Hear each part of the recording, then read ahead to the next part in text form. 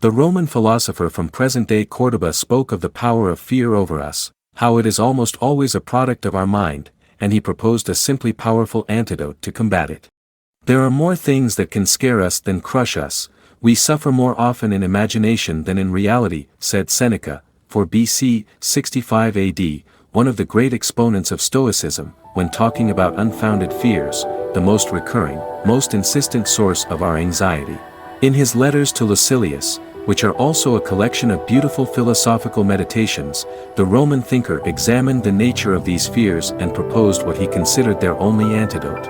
Observing it objectively, it is evident that our mind has the strange tendency, almost always unconscious or automatic, to function independently of the events that happen outside of it. In Letter 13, on Groundless Fears, Seneca describes the exhausting habit of creating imaginary disasters. It is probable that of those issues that concern us, that haunt us, only a small percentage are based on real facts or assumptions, and for this reason, Seneca's response to it is as practical as it is poetic, as brilliant as it is simple. A bad future can be plausible, it does not mean that it is certain. How much unexpected arrived? How much awaited never appeared? Even if a bad future must necessarily happen, who forces you to suffer their pain you will suffer enough when I've arrived, meanwhile it portends you better things. What do you want? Time. It often happens that a near or even imminent danger stops its course, disappears or passes another head, the fire opens a path for escape, sometimes the cave-in deposits you gently, or the sword stops just short of your throat, many survive their falls. Executioners.